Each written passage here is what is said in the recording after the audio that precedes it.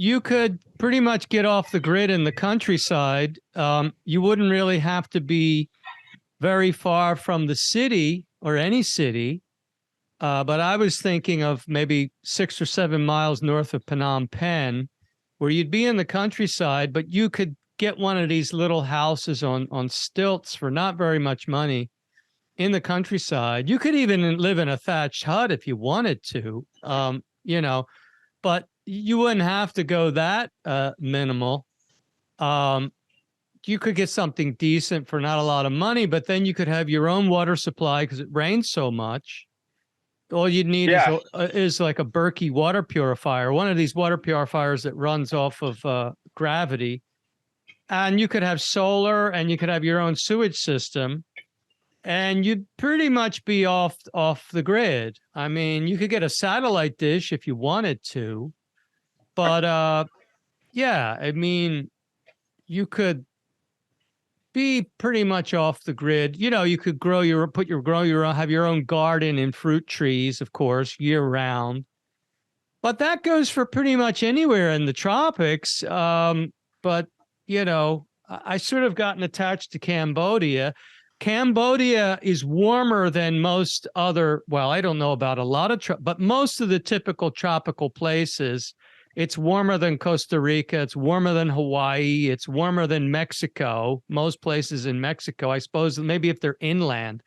But Cambodia is really warm, which suits me fine. Warmer than Mexico. Wow. Oh, I didn't know that. Yeah, I mean, Mexico is, I guess it depends on what time of year, but Cambodia is pretty much around the 90s year round. And anywhere from the upper 80s to the upper 90s year round. Well, hot season, which is dry season, gets into the upper 90s for about 2 months. And then the rest of the year is around 90 degrees. I guess in the wintertime, it's the upper 80s and low 90s. So it's pretty warm. Does it get a little chilly, like you need to dress up with light clothing at any time? Not when I've been there.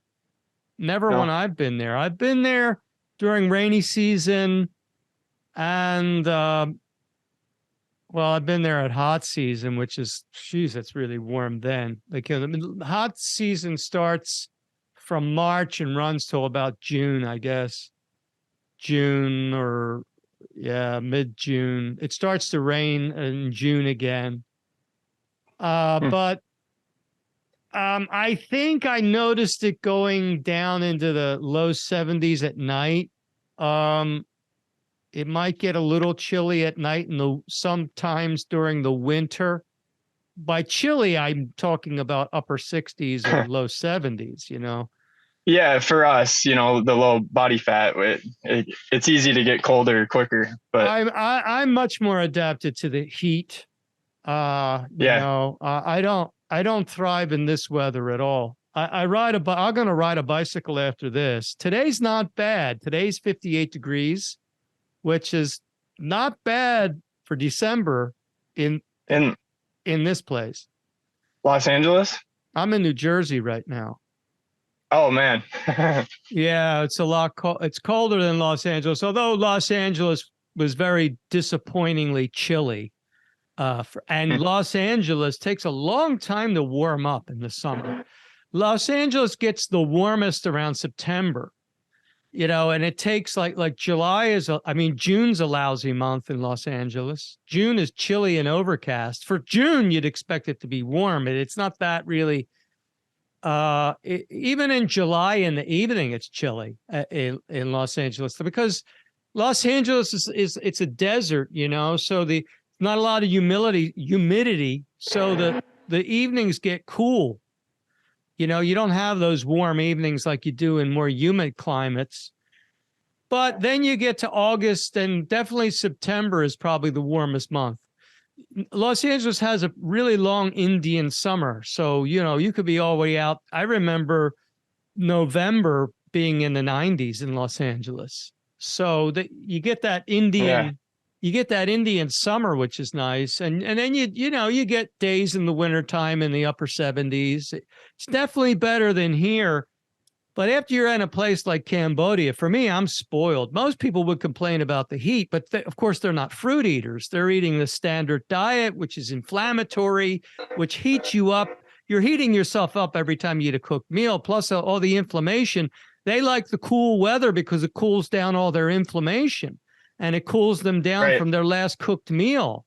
If you're not eating cooked meals, you're not warming yourself up, and you're definitely not inflamed. You don't have this layer of fat, all those things. I think that people are just so inflamed that cool weather just feels so good on them, and I think that's why this ice bath is all the rage. We don't need to do any of that. We're not cooling. We don't have a fire to cool down. Most people do. Even the typical vegan, the typical grain eating vegan is inflamed. Nothing new under the sun. Something disgusting I want to tell you about. What do they call it? Leukocytosis. I used to be able to squeeze my nose and pus would come up out of the pores. Wow. I can't do that anymore. Like I can squeeze and none of that comes out. So there is something to be said about leukocytosis. I would cover it up with those oxy pads. I would like scrape my forehead and stuff because I didn't have any acne. I had no acne, but I could squeeze up pus up would come up out of my pores if I squeezed my nose. That wasn't from any pimples. That was just probably a consistent increase of white blood cells because of cooked food, which is far into the body. Let's face it. I'm not the type of person that thinks all cooked food none of it is ideal, but you could, like, for instance, I've been baking my father yams because he's been pretty much on an almost raw diet, but he doesn't have the teeth to chew salads and everything. He's got like upper dentures and they're not that great for chewing salads and stuff. So I've been baking him yams, and I think like things like that is not nearly as detrimental as some of the things you could eat that are cooked. Yeah, just like the amount of energy we have, the vital nerve energy, I'd love to see scientific meters and like devices where we can actually measure like the acrylamide that is created. Like if we just like, how you can stick a thermometer to check the temperature of the food, but you stick it in and you check how much like heterocyclic amines are in the atmosphere or like. Well, there's all that stuff too. I think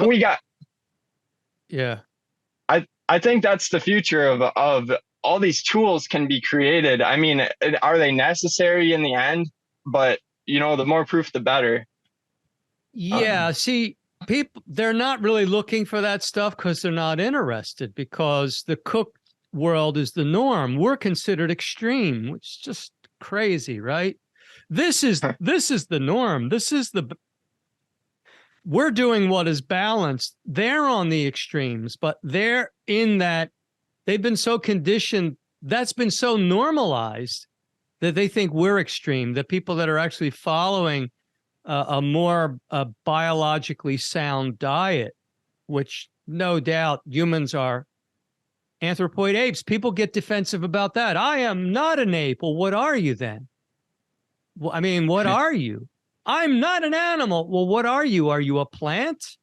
Let's face it. We are biologically classed as anthropoid apes. And when you look at nature, all the anthropoid apes are getting most of their calories from fruit, if they can. If it's not available, then they eat massive amounts of leaves, like a mountain gorilla, for instance, or the bonobos. When fruit is not as plentiful, they'll eat a lot of leaves. So I'm eating both myself. Huh? Have you noticed recently a lot of people are, as the truth movement continues to inflate, I got a phone call. As the truth movement continues to inflate, people are like coming up with all these different conspiracy theories of different things. Like they talking about the mud flood and, Atlantis and all these kinds of theories about our history. And I think a lot of people are ditching the theories about science and like the history of biology on Earth. And I think we're coming into like a renaissance of just like come up with your own theory movement about our history. And in a way, a lot of ways it's creative, you know, but I think it's detracting from a lot of the evidence of where we came from and what we need for our modern nutrition, you know, and our philosophies that me and you subscribe to. Well, you have to go back. You have to go back even before Atlantis. I believe Atlantis existed as a civilization. I also believe Lemuria existed as a civilization, but even long before that, let's say if Lemuria, I'm just giving an estimate, if Lemuria, say Atlantis existed hundreds of thousands of years ago, Lemuria existed 1 million years ago, say, 1 million years before that was when our ancestors migrated from the tropical forest. So before that migration, for whatever reason, was it some kind of climate disaster? I don't know why. Is it just human nature to want to explore? I don't know why we would have left that paradise, but for whatever reason we did. But from the 2 million years to before that, there's sound evidence that our ancestors were strict frugivores. There's not much evidence that we even ate much of anything else. We were pretty much subsisting on fruit in the tropical forest for millions of years, So I would consider anything from 2 million years out to today more of our modern history. You know, it's kind of crazy when you call 2 million years modern, but it's our latter history as a race where we were out of the tropical forest eating a survival diet. Now, I don't know what they did in Lemuria or Atlantis, but apparently both of those civilizations were pretty scientifically advanced, more advanced than we are today. And I don't really know what they were doing, but they got more into energy, apparently, like the manipulation of cosmic energies. We haven't really gotten there yet. We're still in this very materialistic science. And it's getting scary, right? This science that we have is in the hands of the wrong people, or as a race, we're not responsible with this kind of science, or at least it's in the wrong hands, like, for instance, with these injections. This is genocide. I remember we were talking about this a couple years ago. At the beginning of this, you were wanting to get out and off the grid back then because you said what they have planned is horrible. And you're right. What they have planned is horrible, and it is horrible because apparently 5.5 billion people have had these injections. 5.5 billion out of 8 billion people have had at least one injection. There have been 13 billion doses administered of these shots. This is bad enough. Horrendous. Also, they really did plan to keep us in lockdown for a lot longer. And whatever you think of, you know, Operation Warp Speed, it did get us out of lockdown. And that may have been the lesser of the two evils. People say, well, that's horrible. A lot of people have died. Well, we are in a war. This is a kind of a strange war. It's being fought on a medical battlefield, really, or the weapons are these shots, man. It's used to be rocks, then bows and arrows, then bullets, then missiles. Now it's a syringe.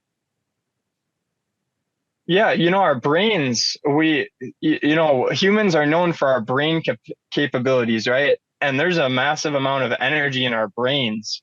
And I think it's like a spiritual war that's going on, because that's where the power lies, right? The power lies in our consciousness. And everybody's talking about the awakenings going on and everything within enlightenment. And I think that's a big part of what's going on. I think that's what they're really afraid of is people waking up. because the only reason they've had the power that they do have is because people weren't awake for so long. And by pushing this thing like they have woken a lot of people up. And yeah, they thrive on that fear. And if you're awake, you're not fearful. They can't control us if we're not afraid, if they can't fear monger. They really have fear mongered in the past 3 years, and a lot of people succumb to the fear, but that's only because of their ignorance. I mean, when they said at the beginning of this, when they said, oh, watch your boxes from Amazon, I was chewing on cardboard. When I had a box come in from, I'd tear it off and chew on it just to make a point. Like they were telling us that the virus is on the cardboard.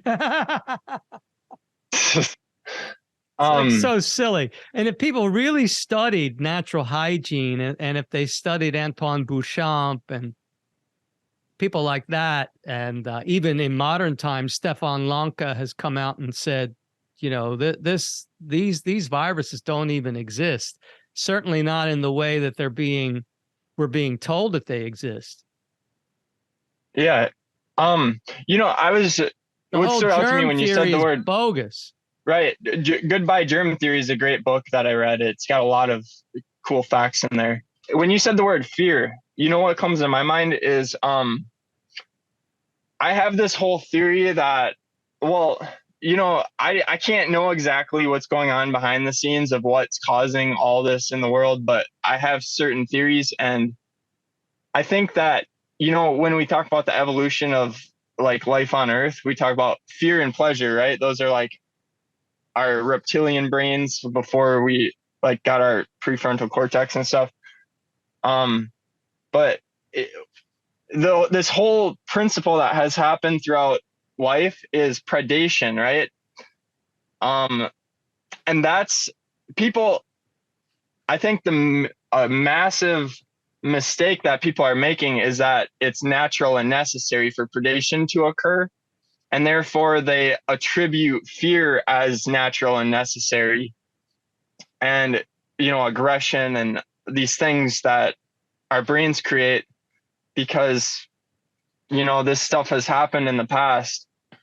And so I have this whole philosophy, this whole theory that's based on about predation. And I think that's one of the main things is that because, you know, as I learn more about like ultra elite and rich people, they all seem to have this belief that predation is so important, right? And competition and Darwin and all these things that have come up to make us not be compassionate towards other species. And they think, you know, to be successful, you gotta do everything that everyone's not doing because saber-toothed tigers were coming at us and, you know, we were hunter and gatherers and all this stuff. But right. Yeah, fear. Yeah, that's not really our true nature. That was our survival nature once we left our natural habitat. Yeah. Although we may have been the hunted in the tropical forest, I suppose there were predators there. There's a book called Man the Hunted. It flips the whole idea of the apex predator theory on its head. You know, we're not, how could we possibly be apex predators? I mean, you know, the teeth, the fingers, this is insane.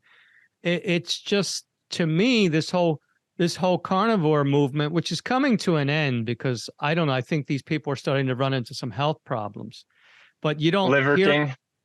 Oh, Liver King. Yeah. I mean, this guy was won thousands of dollars of, you know, drugs to have his physique, and he was trying to make it like he was natty, you know, natural. Right. We have people that are in our own movement that are doing that. I won't mention any names, but there's some people that are on steroids and they're pushing the very low fat diet, as that's the reason why they have the physique that they do, but they're openly admitting taking steroids or hormones. So the fruit based? No. Okay. I was like, I don't ever The remember fruit anyone people fruit based. people that are into fruit are not. We're not so much into these massive physiques and everything because it's ridiculous, right? First off, it's not even natural. It's Is it really natural to get like somebody like Liver King? I don't think he has a natural physique.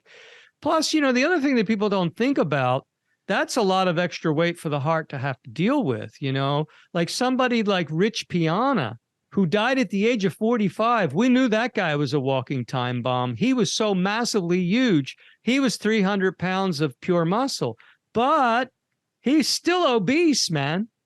That's obesity. I don't care Yeah. if it's muscle or fat. The heart still has to support all that mass.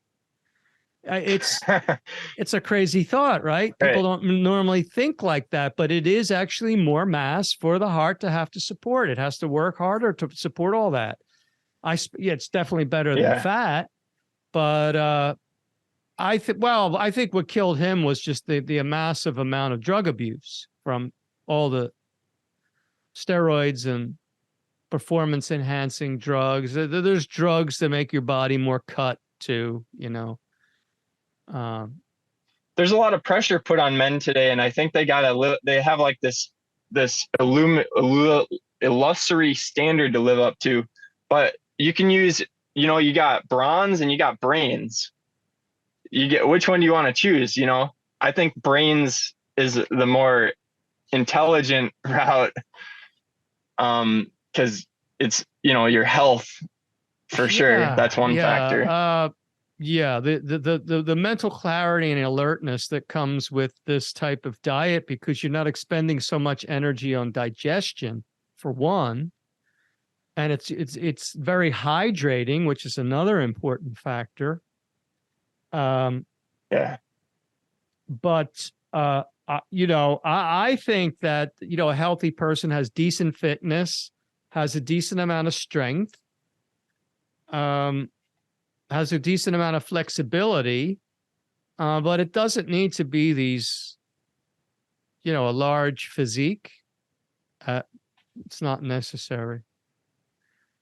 It's No. I think it's even counterproductive at some point. And it's just Yeah. amazing how widespread the whole drug use is in the sports world. I can go up to this gym up here, and there's a lot of guys. It's become normalized to inject testosterone, to inject different types of, you know, performance enhancers. Just if you're a typical gym goer, you know, it's become it's become more normalized now. And I don't know Sad. what really are the long-term effects of injecting a synthetic hormone into yourself on a regular. I don't want to inject testosterone, you know. Don't inject nothing. No, no. I'm even suspicious of injecting B12 at this point. Although I've done that. But I think, yeah, to inject anything is not natural. Maybe saline solution if you've had a drug overdose, or, you know, you're like chronically dehydrated and it's an emergency situation. But yeah, but don't get yourself into that position is the best thing to do. There are always emergency measures, and I'm for that, you know. If it's an emergency. For me, the B12 injections in the beginning was an emergency.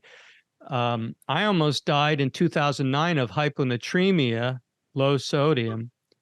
And I was doing dumb things like eating massive amounts of watermelon, which somebody thought, well, that's ridiculous. Watermelon, yeah, like I was blaming watermelon. Well, yeah, if you eat it in massive quantities and you're riding big rides in the summer and you're sweating a lot, I was diluting my sodium level, thinking I was hydrating myself. And that triggered a B12 deficiency. And that took me a while to figure out what was wrong, but it was just a B12 deficiency. And yeah, the injections brought me right out of that, the B12 injections. So, yeah, I mean, there are certain things that serve a purpose in a kind of an emergency situation. If you back yourself into a corner, there's different things that can help you out. And when I went low in sodium, they did an intravenous sodium chloride drip. But if I knew what I know now, I would have just be drinking a lot of celery juice. That would have worked better anyway. I've seen your podcast. It's I'm really respectful of your podcast, and I think I love your conviction and what you inspire to put out there. That's a big reason why I wanted to do a video with you.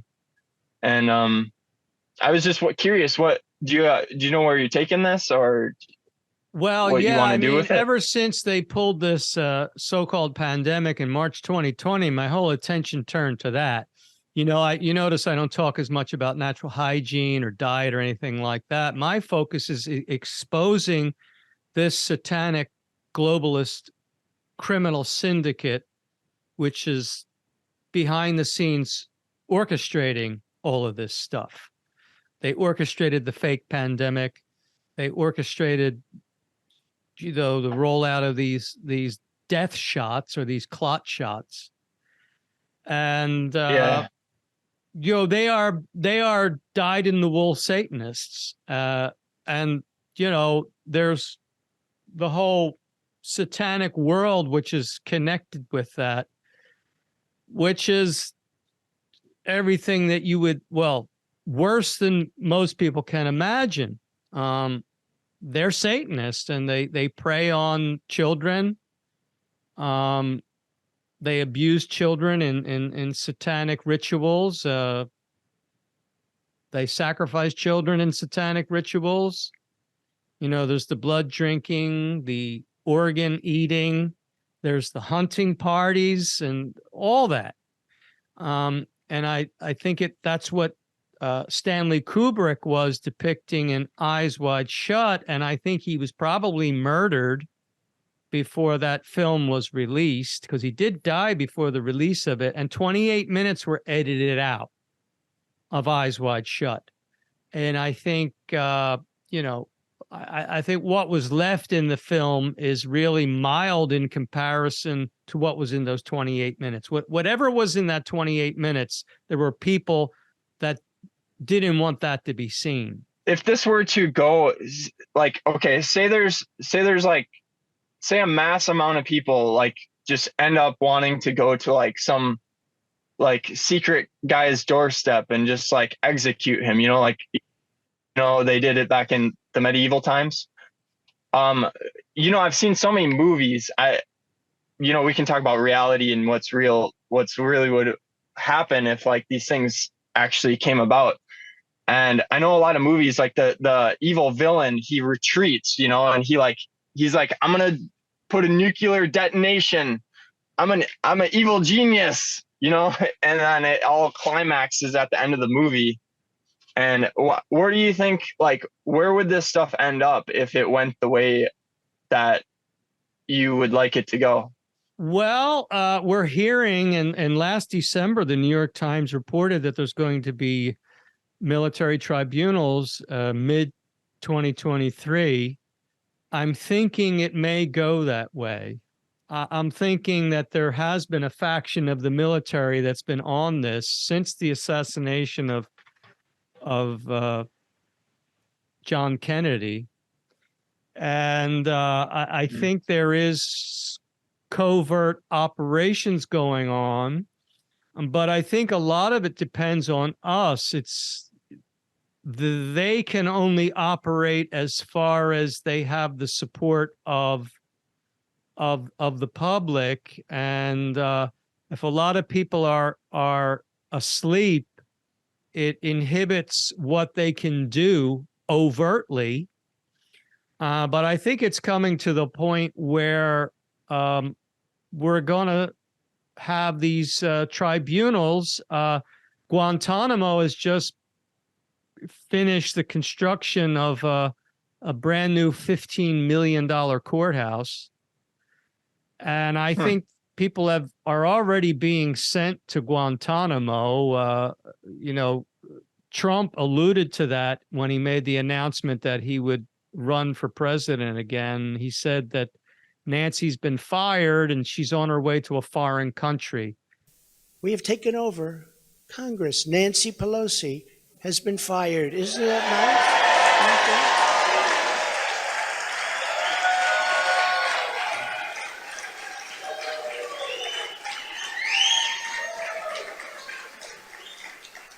I told them, I said, if you just keep a little bit lower standard, you're going to have a big victory. They said, let's win by 40 seats. Let's win by 50. I said, if you win by 2 seats, be happy.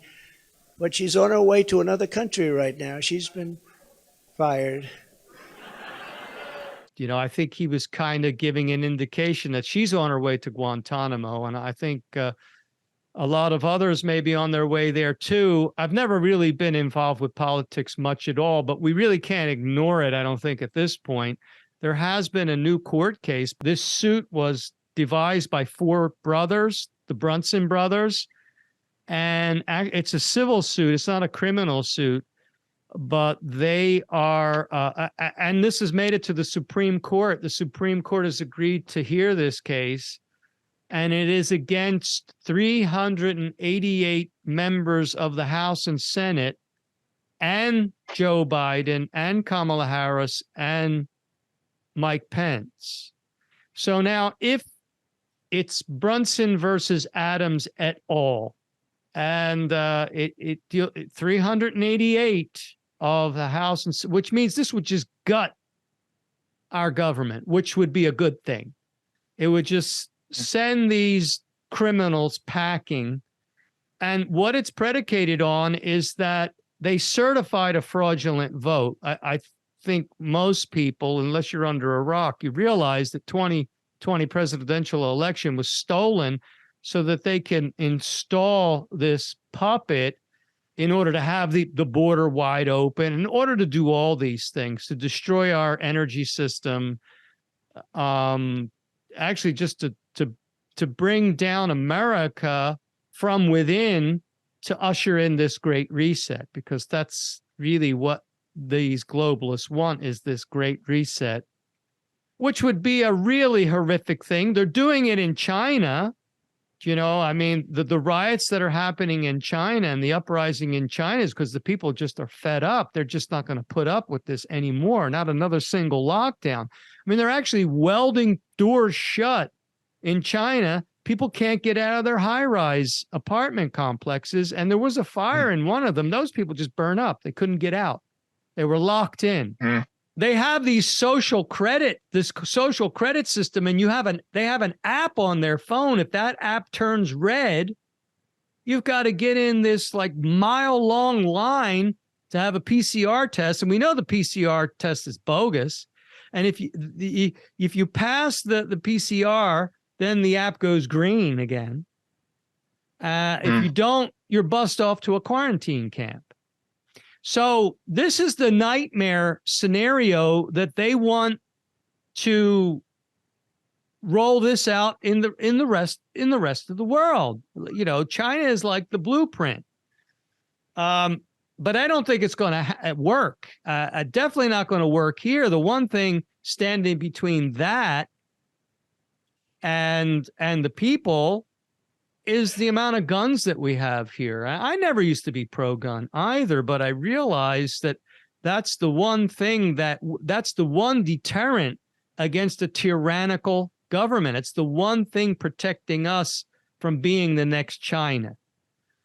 So anyway, getting back to that case, if the Supreme Court rules in Brunson's favor, then 388 members of the House and Senate go packing, which would be 3/4 of the government, the legislative branch anyway.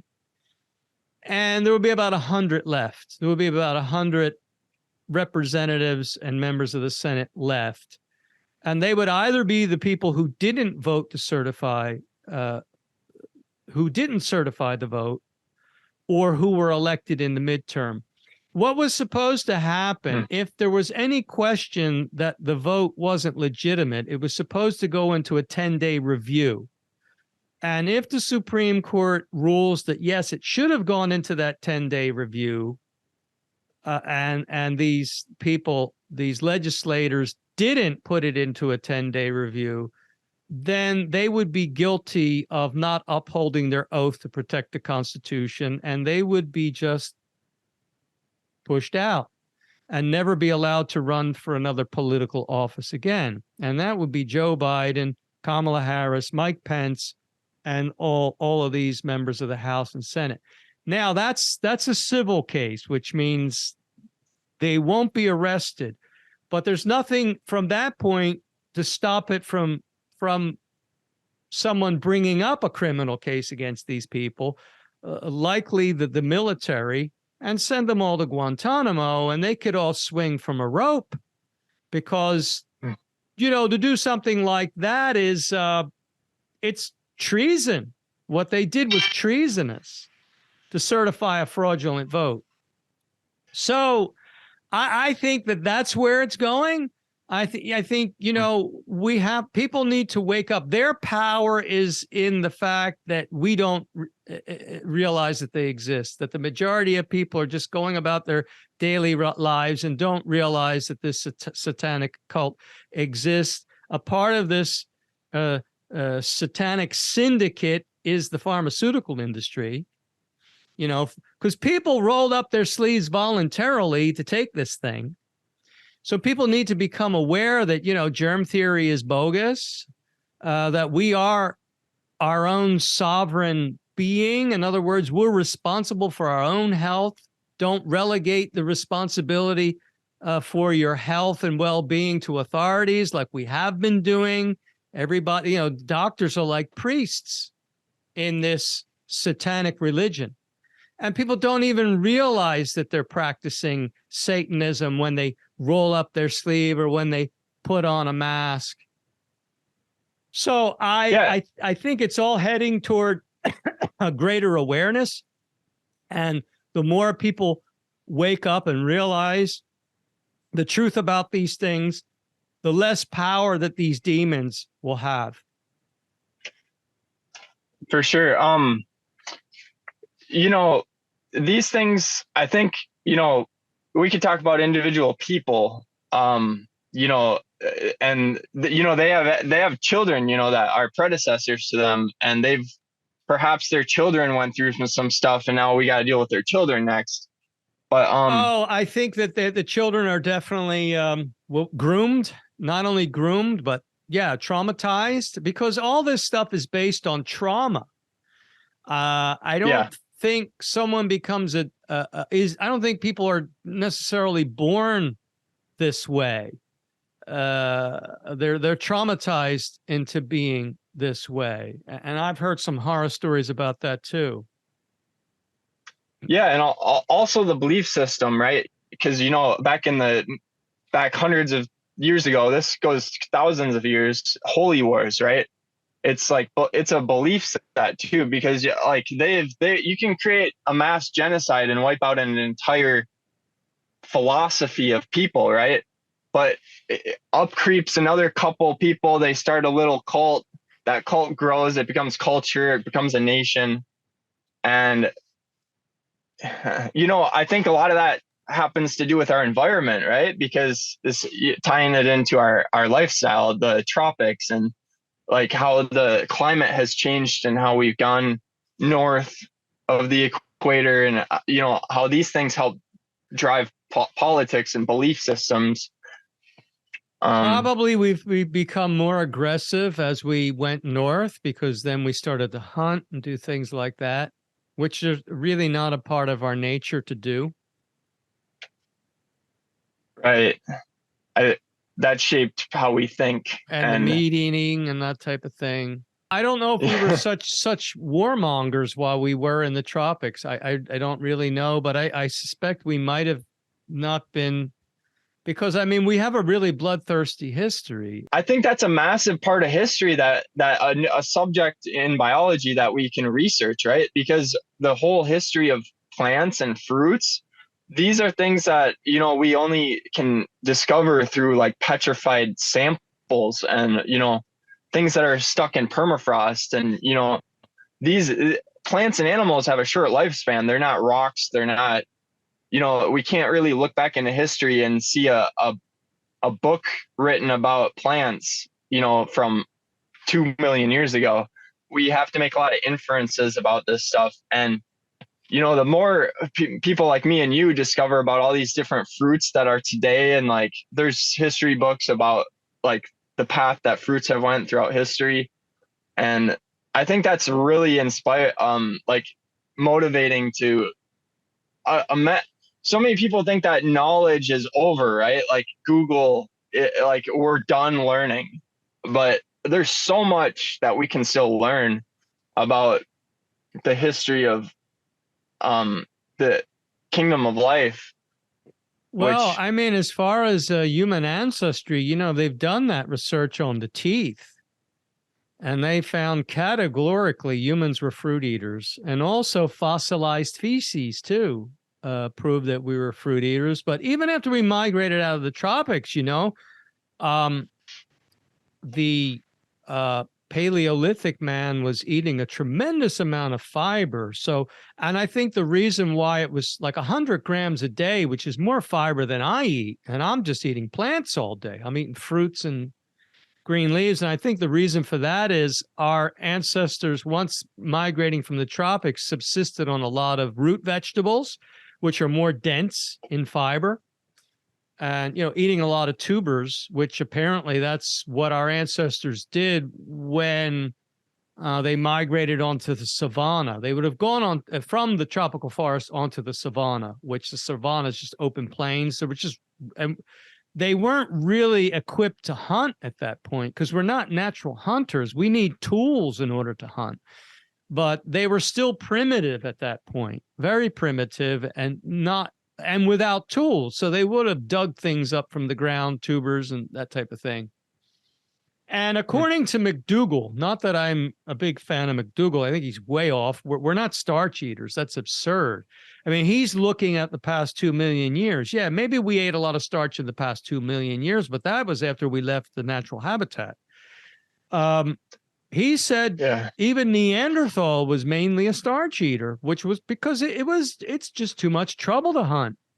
People, they pigeonhole these different vorism categories, and people have this narrow mindset. It's either herbivore, omnivore, or carnivore. But the truth is, there's in nutritional species, the study of their diets and their nutrition, there's over 100 different vorisms. There's detritivores, there's necrivores, there's there's all different kinds. I was actually creating insectivores and folivores. Folivore, yeah, for sure. And people think that these things are set in stone. Like vorism changes throughout the circumstances and events based on what species get themselves into, and what it's that's I think vegans, carnivores, and omnivores, that's all they think there is, basically. I created new definitions even, right? Like if people have taken it to fruitarianism, they've taken it to frugivorism, and I say there's frutivorism and, ethical frutivorism. There's people who eat fungi, which is, a form of detritivorism, basically. And mushrooms. Yeah. This stuff is so much more nuanced than people paint things with a broad brush. Well, I was an ethical fruitarian for a while, but I am eating a lot of green leaves these days. I crave it. Yeah, I was an ethical fruitarian because I didn't want to kill anything. I didn't want to kill plants. And that's something that the vegans don't even consider. They're completely cut off to that yeah, plants are, I'm sorry, my view is that plants are sentient. There's been enough studies to show. There's this new study that came out that I posted it on my Facebook, that has, vegans raising their hands in horror that, yeah, plants are really aware that they're being killed. That they're aware of everything that happens to them. course, the vegans don't want to admit that. I always say to a vegan, if you really want to be a vegan, you'll be a fruitarian, because you're not killing the plant when you take the fruit. Actually, the plant wants you to take the fruit, because that's how the plant spreads the seed. We have this symbiotic relationship with the plants in that way. And any frugivorous animal, like the bees have a symbiotic relationship with plants. Without the bees, and even hummingbirds too, any of the pollinators have this relationship with plants. Frugivores certainly have that kind of relationship with plants, because we help to spread the seed of the plant. Yeah, I remember you you were standing up at the vegan event, and Mick the vegan was there, and Brian Turner and stuff. Yeah. I'm sure that had an impression in their minds. Yeah, that was totally unplanned. I mean, I just walked over there because I was going to buy a shirt from Happy Healthy Vegan. I was going to go get one of their shirts, and that I walked in and they were talking about the woes of fruit eating, how it's so terrible, and I just kept I couldn't be quiet. So, yeah, how could I be quiet when they're spewing that nonsense from the stage? I thought these people were supposed to actually know what they're talking about. They're up on the stage. And then what's his name? You said his name, Brian. What was his name? Brian Turner. Brian Turner. People were asking him about a frugivorous diet. He said, well, it's not good to eliminate any macronutrient from your diet, like fat. You can't. I said, you can't eliminate macronutrients if you're eating a whole plant food diet. You can. If it's a whole food diet, whole food, that everything contains the 3 macronutrients. Even apples contain fat. You can't avoid eating the 3 macronutrients if it's a whole plant diet. And I was just surprised that he would be up there as one of the so-called experts, and he didn't even know that. He thought that if you ate a fruit diet, you were eliminating fat from your diet, but that's completely absurd. And even our natural fruit, I think tropical fruits are what our natural food is. They're higher in fat than the temperate climate fruits. Temperate climate fruits are maybe around 5% fat on average. Tropical fruits are maybe 6, 7, 8% fat. I'm talking about the lower fat fruits. Of course, you have durian and avocados, which are much higher than that. But you really can't eliminate a macronutrient if you're eating a whole food, if it's a whole plant food. Right. So it was that type of thing that I was confronting. And then, they were just saying absurd things from the stage. And it was all opposed to fruit eating in favor of this starch eating. But how could starch or how could grains even be our natural diet if they have to be processed at high heats before you can even eat them? Like, for instance, you're talking about the different vores. Like a bird could be considered a grainivore. They can eat. I mean, the popcorn kernels, the hard corn. I've thrown those at pigeons and they just gobble it up because they have a second stomach. They have gizzards which break down that hard grain, and then it's passed to the next stomach and digested. Yeah. Okay. So I've got this other category that I like to present to humanity that most people don't think about, which is this the different diversities of fruit. There's over 100,000 species of fruit, which people say, how do you survive on fruit?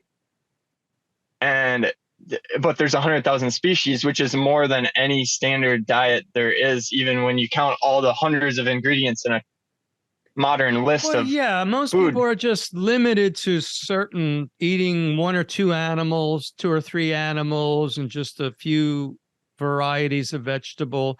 And the other thing, the bogus argument that people bring up is, oh, well, how could you survive year round on fruit in nature? Well, if we were in our natural habitat, we could. Then the other bogus argument is, well, those fruits were inedible. They were hybridized. Well, that's temperate climate fruits, temperate. And we know that the temperate climate is not our natural habitat. What they've done with temperate climate fruits, all they've done is make them more like the wild tropical fruits, which we would have subsisted on for millions of years in the tropical forest. They're making inedible temperate climate fruits through hybridization, which is a natural process, by the way. There's nothing unnatural about hybridization. They're kind of likening it to GMO, which is not the same at all. A GMO is completely unnatural. Hybridization is just bringing two parents together, which that's gone on in nature for millions of years. We're all hybrids. Anytime you have two different parents, you're a hybrid. So the temperate climate fruits have been hybridized to become more like the wild tropical fruits. That's really it, because if you look at different varieties of wild tropical fruits, they're as high or higher in sugar than the hybridized temperate climate fruits. So that's a bogus argument that a lot of the omnivores, they're not really, we're all frugivores, but some people are omnivorous. A lot of people are omnivorous in practice. Or the carnivores, which is just bizarre to me that anybody could look at themselves in the mirror and say, yeah, I'm a carnivore. That's just absurd. We share none of the biological characteristics of carnivores.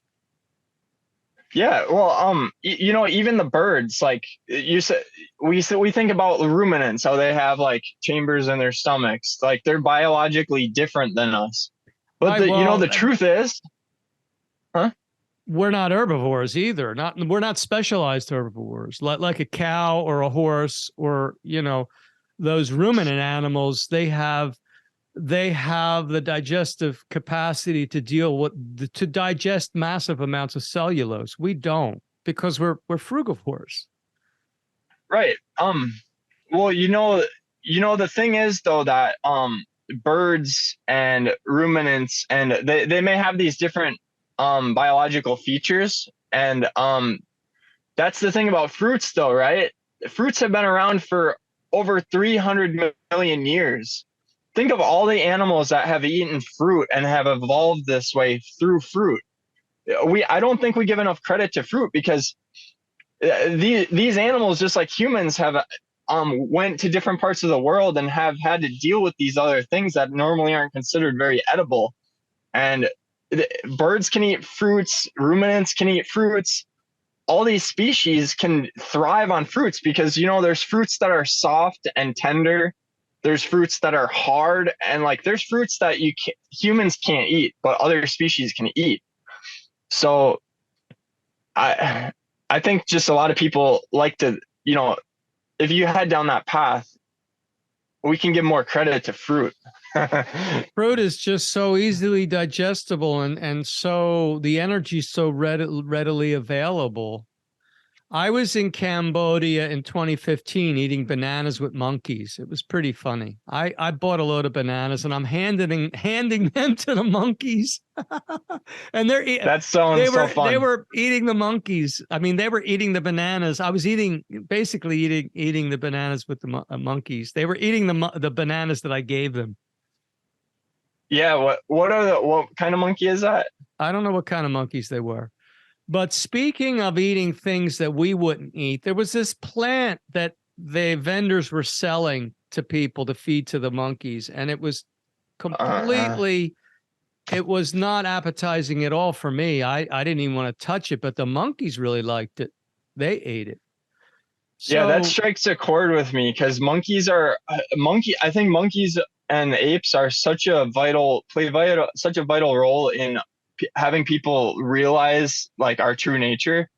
And these things need to be preciously preserved, because they're on, a lot of the species are on the verge of extinction.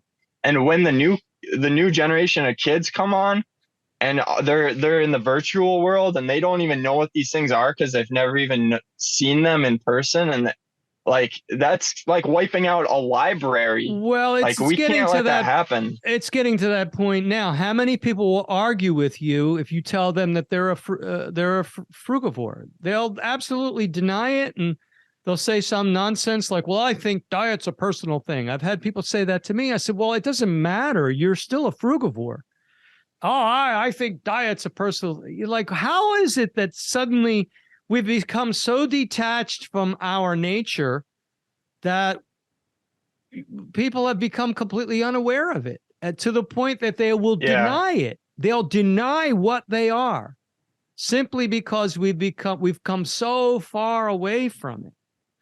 And, you know, you can't deny biological classifications. And we are primates. We are anthropoid apes. We share more DNA with a bonobo ape than the bonobo shares with a chimpanzee. We're more closely related to the bonobo than the bonobo is related to the chimpanzee.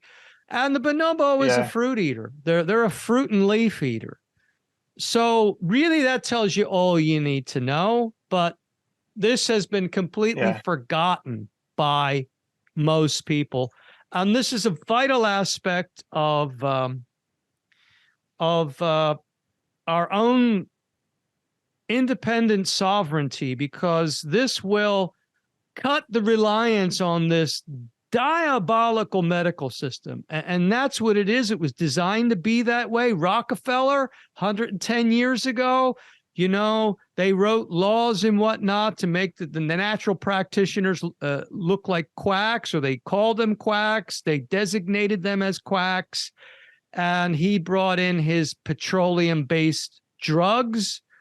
He hijacked the whole American medical system in order to sell his toxic drugs. And that's the system that we have today.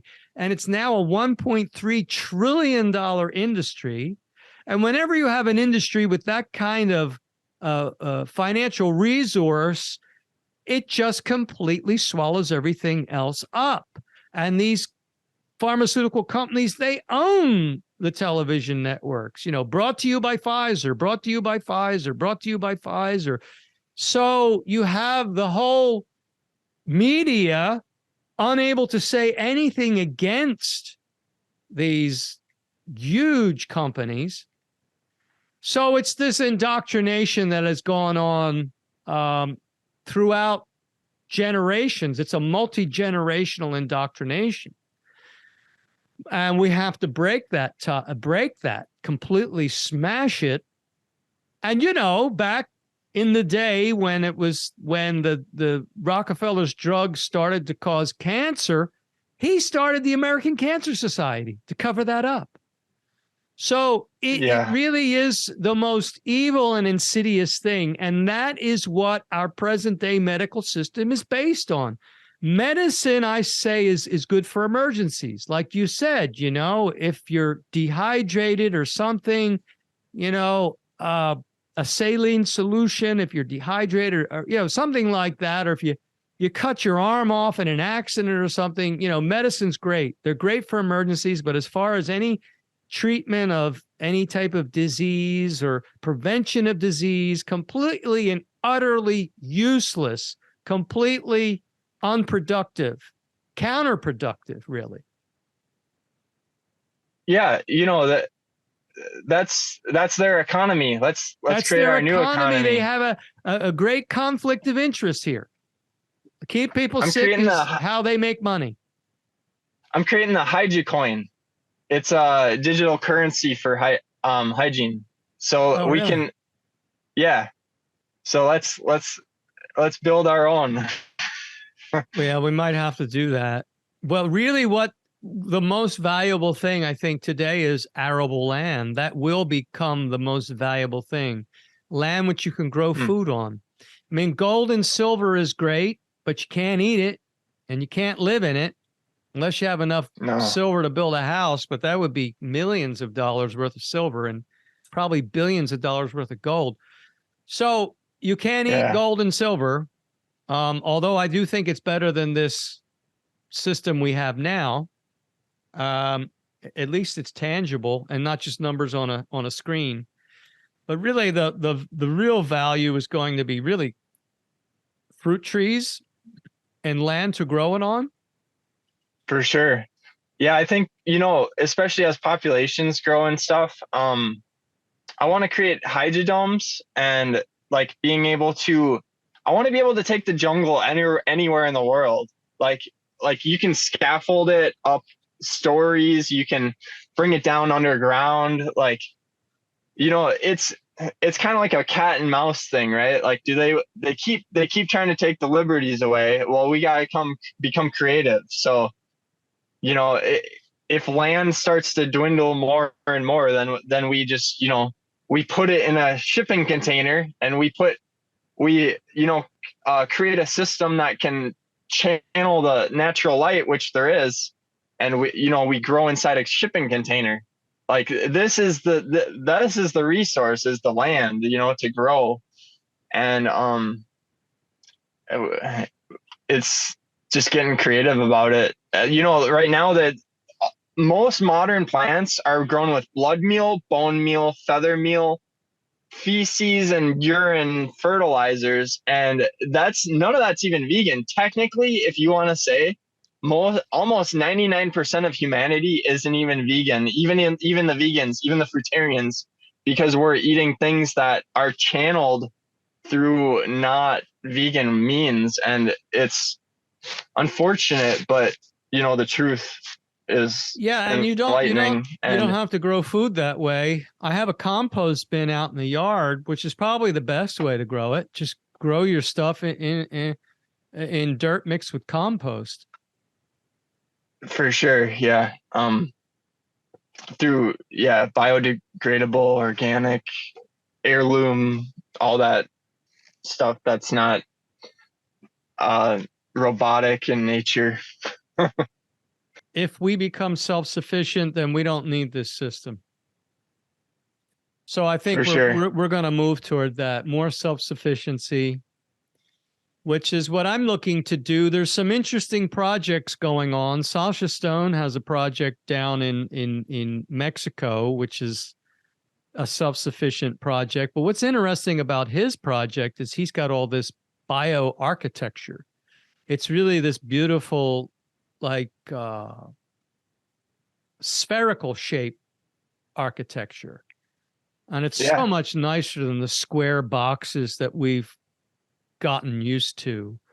As far as Nice. he's real big into energy flow, which, and you know, the spherical stuff, I'm like him. He's like me. We both don't like these sharp edges. It kind of, all these sharp edges behind me. It's kind of Right. bothersome. I've always liked the natural, you know, curvature. Feng shui. Feng shui is important. I'm big into that. I do that intuitively. I do feng shui intuitively myself. I find, because I feel an energy flow, and I sort of objects in a room kind of redirect energy. So you want it to be kind of a nice sweeping flow, you know, like this. If there's a window there, the energy's coming through around and it sweeps out through the door. So you kind of want to have that almost and it would be a kind of arced type energy that you're going for, even though there's so many sharp edges, you know, sharp edges everywhere in our architecture.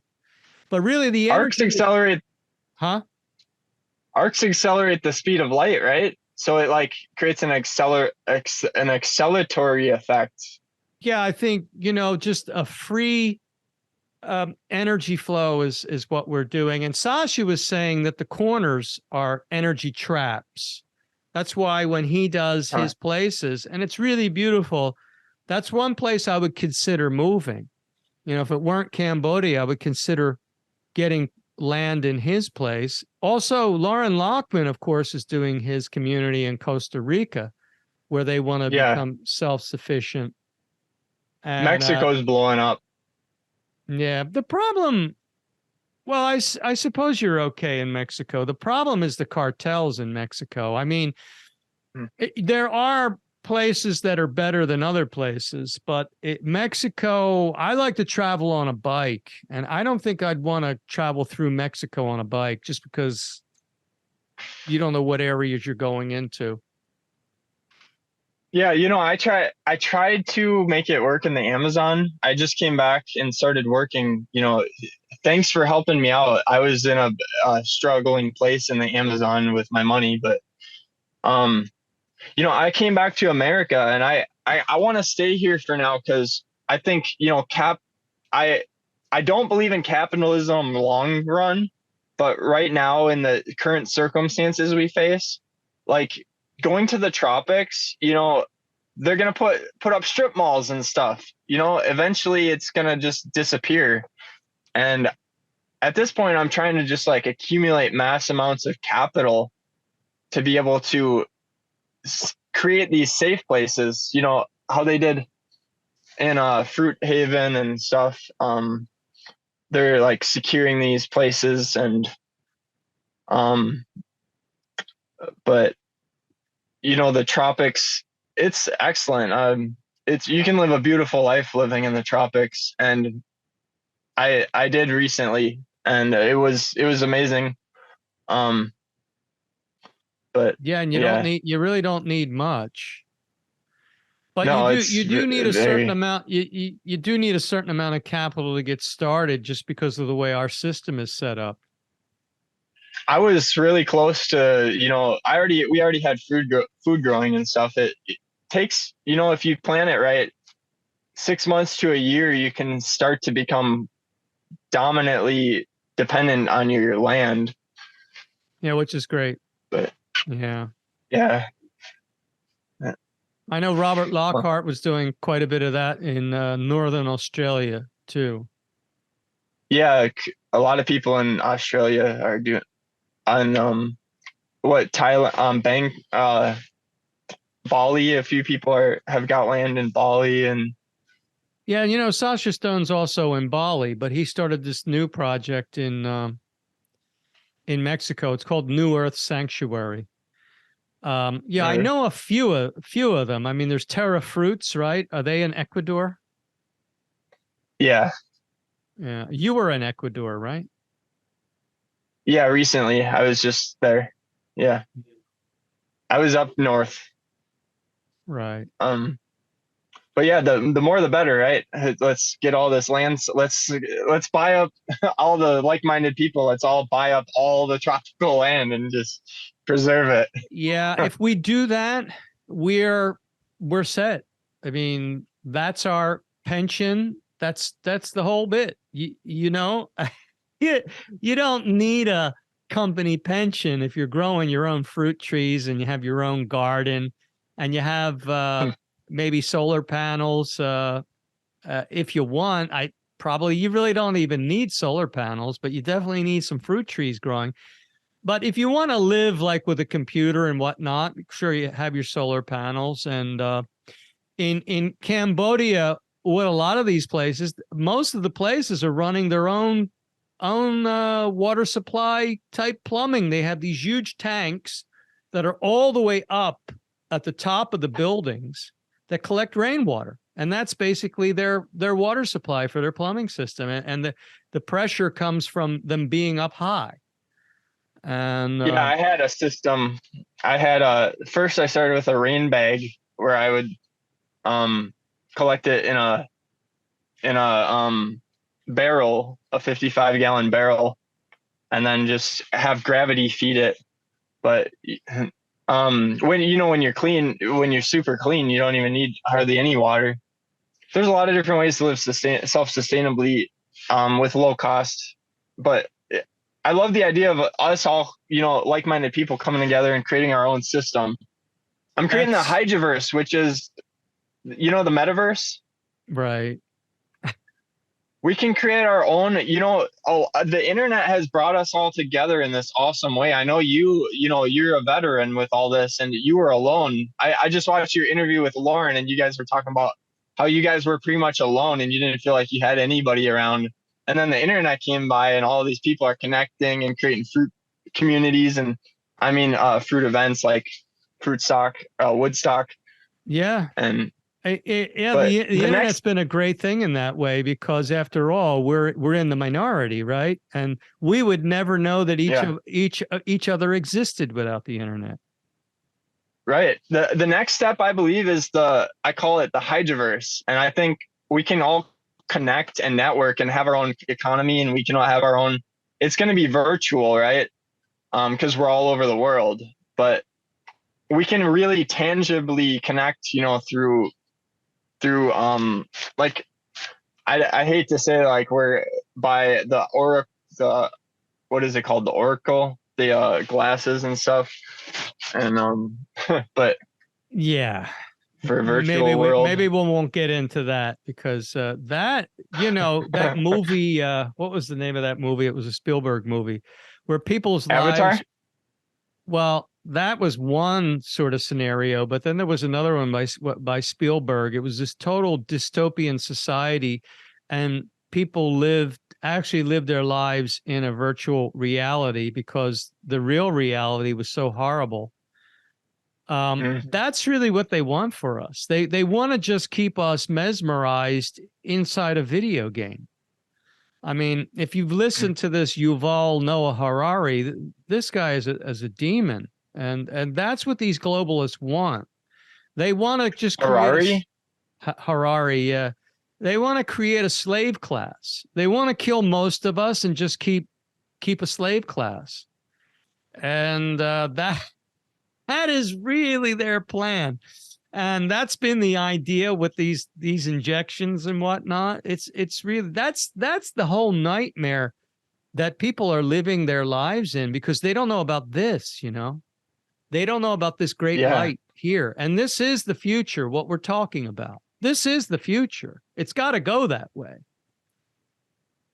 Yeah, we take what's going on now, we deal with it, and we continue to spread the truth, right?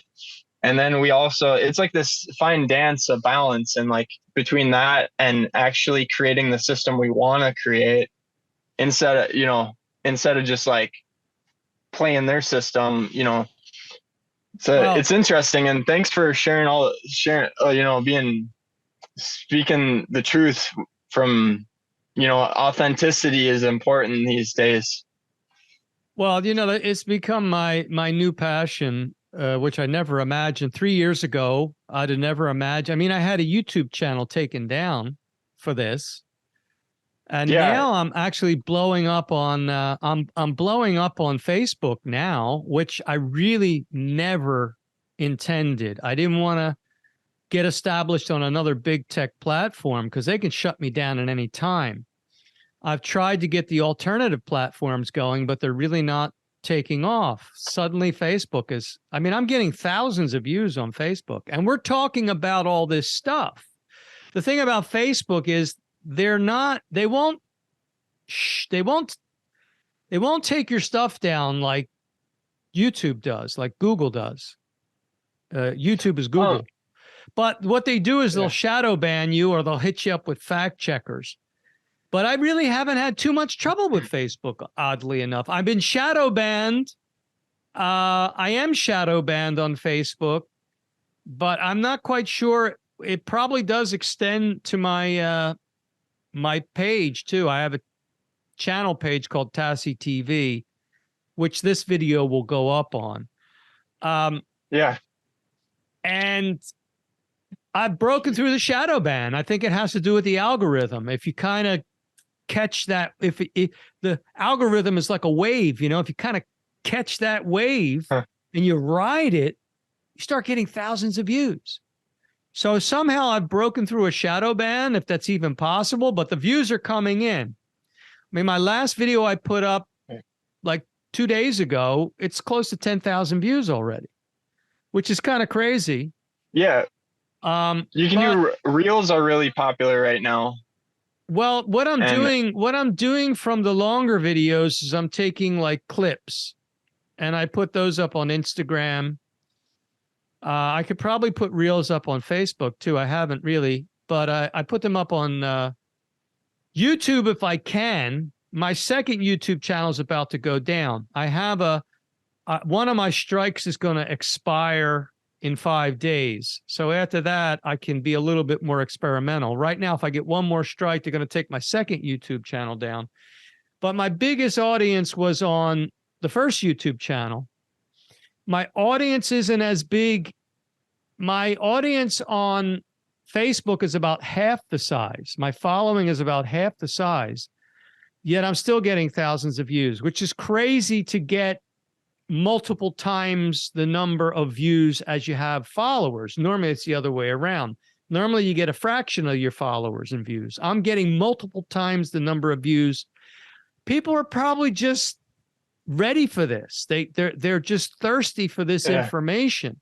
They know we're in a war. We're up against these globalists that want to completely control us.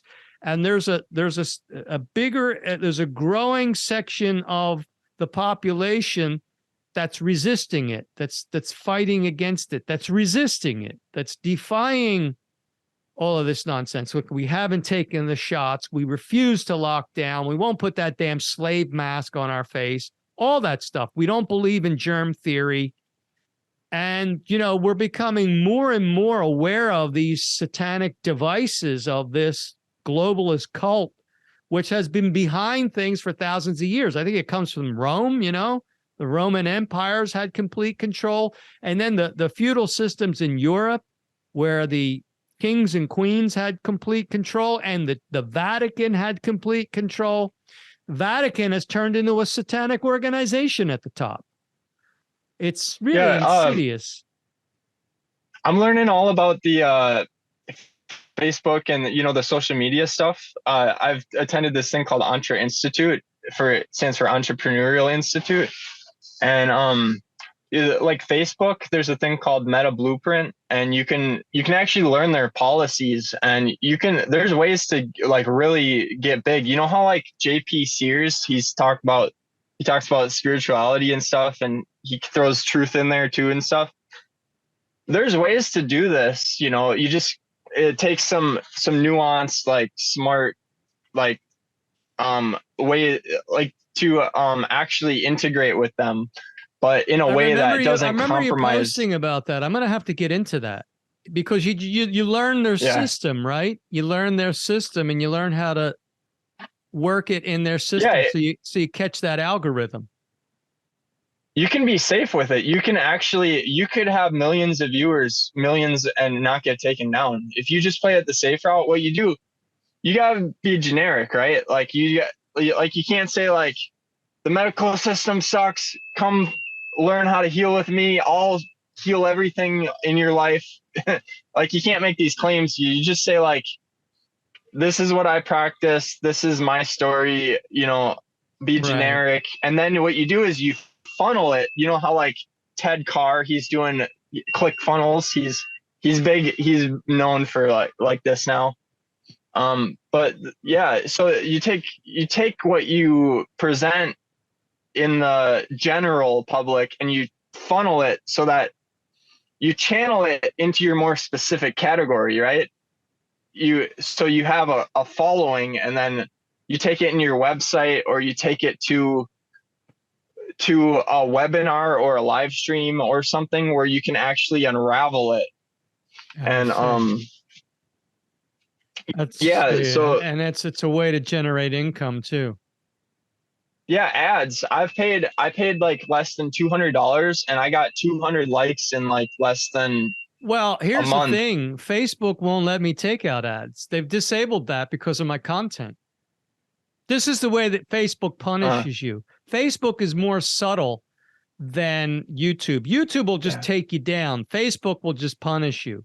They'll shadow ban you. They'll take away your ability to run ads and that type of thing. So, you know, it's at this point. You tried to run an ad? Yeah, I can't run ads. I have in the beginning, but now since this pandemic and since I've come out speaking out against this, that I'm being really punished by big tech. I was banned on Twitter. My channel was banned on YouTube. Before I got banned on YouTube, they took 30 of my videos down. 30 of them, you know, in a 2-year period. I've been shadow banned 6 times on Instagram, and each shadow ban is 90 days. So what's that? Not 540 days of shadow ban on Instagram? I'm shadow banned presently on Instagram. Instagram is owned by Facebook. So I'm shadow banned on Facebook too. Huh? You don't have to go through that, Mark. You can, there's a way. I just don't have the money to pay for the advertising right now. I tried to fly under the radar on YouTube once I caught wind of what they were doing, but they went back a year and a half. It's almost 2 years ago. They went back 2 years, a video I made nearly 2 years ago to give me my final strike. Now, the only way around that, you have to gut your channel. Like, for instance, if you're on YouTube and you made videos before, right, you gotta gut your channel. And for me, I edit these videos. I put so much time into each video, usually, because I edit it, I add things to it, I put slides up, and for me, like, content is gold. I don't want to take stuff down that I've taken time to put up, but YouTube will get you sooner or later. If they want to get you, Google is evil. Google, I recommend people get away from Google because they're surveilling everything. There's no privacy on Google. Like, you send an email to somebody, Google knows what you said. So, yeah. And Facebook is the same way. Facebook is a DARPA program. Zuckerberg did not create Facebook. Facebook was given to Zuckerberg because Zuckerberg is a Rothschild. These bloodlines, they're controlling the world. They're controlling all this stuff at this point. Until we take these people down, which we will, they won't win because the human spirit is indomitable, right? We have this spirit which will not be crushed by any tyrant. Even though they appear to win, they are allowed to win for a while, but at the end, they'll always fall. So they're these bloodlines which are Satanists, and Facebook, like I said, it's a data collection. It's a data collection operation. And, they know who all of us are by what we post. And the other thing too is, I recommend that people use cash, get away from this whole digital scheme, because that's another way that they want to, like, you take China, for instance. China's a nightmare. Everything's digital. It's a social credit system. They have a social credit app on their phone. If it turns red, you can't do anything. You can't buy groceries. Yeah. You can't take a train. You can do nothing. You see people in long queues, mile-long line in the cold, in the snow, waiting to get a freaking PCR test to have a negative test. Now, that test is solely dependent on the number of cycles that they run. At the height of the so-called pandemic, they were running that test at 40 to 45 cycles. A glass of water would test positive when you run it that high. Even Carrie Mullis said that this thing does not detect illness. All it does is it picks up certain genetic material. And he was murdered. I'm convinced he was murdered in August 2019 before all this started, because he was an outspoken critic of Fauci. So this is the kind of stuff that I talk about on my podcast, because people need to be made aware of it. I think it's more important even than the fact that we're frugivores. Let's get people out of the cage first, and then we could tell them about diet. But first, they got to get out of that cage. They're in this cage, and they've locked the cage themselves. Only they can unlock it, right? They have the key. Yeah. They're holding the cage. They're holding the key to their own imprisonment, and they just sit on it.